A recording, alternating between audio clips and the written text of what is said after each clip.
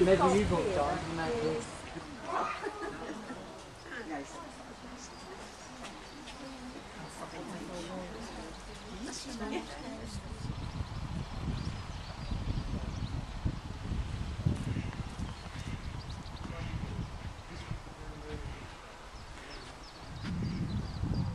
John Packington was very, very rich. I think I told you this, that he had 30 houses already. And I think he did, you know, that no win, no fee on Tudor lines. And he was really very, very rich and Catholic, because everybody was Catholic at that time. So in 1527, he looked at this property and another one at Chancery and decided he would rent them from the Earls of Warwick. Okay, so he rented for a couple of years and then he bought them both. And then that next piece has been built on. Out in the garden, we've got the malt house. I don't know if we get time to walk around that, we may do. There's an amount of room ale or beer. Everybody was drinking instead of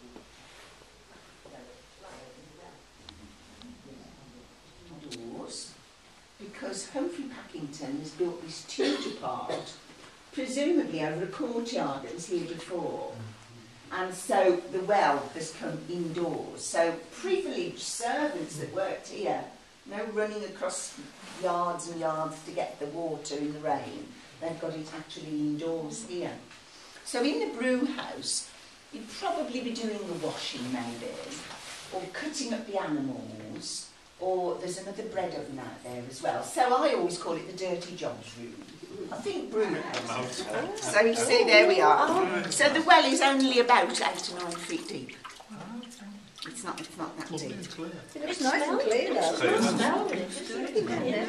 Because otherwise it separates and then you've got holes in your bucket.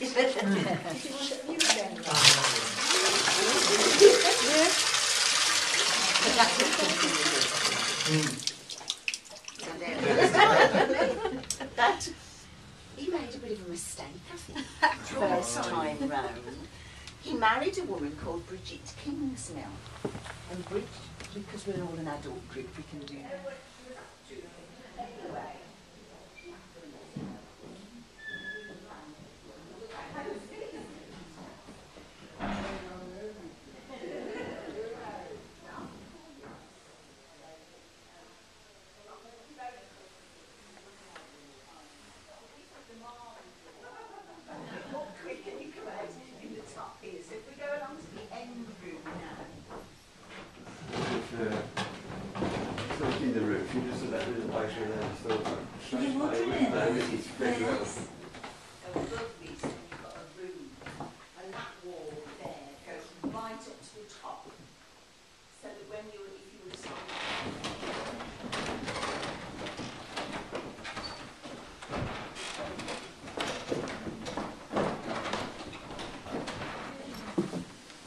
So if you imagine the brick filled in there. Yeah.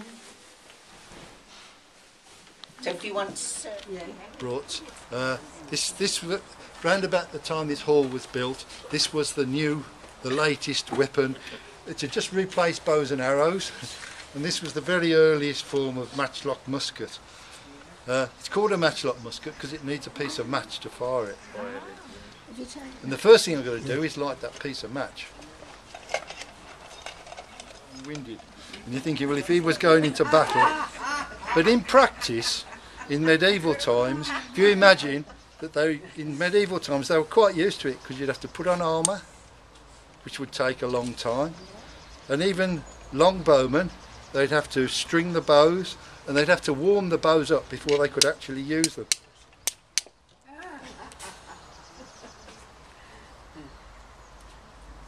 Now what I'm trying to do is get a spark.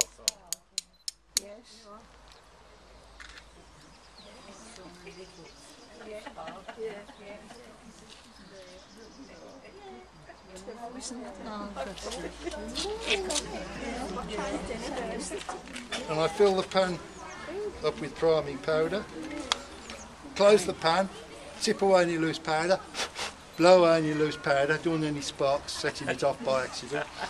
Put the musket to one side, open the powder flask, pour all the powder down the barrel. Now normally my musket balls are kept in a pouch here, but in practice, it's a musket ball. But in practice I'd keep 2 or 3 in my mouth. Lead ball. Yeah. So I either take one out of the pouch, take one out of my mouth, or spit one down. Then I would pull up some grass, or I might carry a bit of linen or a bit of paper to act as wadding on top of the musket ball. Then I ram the wadding, the musket ball and the powder right down into the barrel. Now the musket's ready to fire. Check the match is still alight. In practice they often used to light both ends just in case one went out.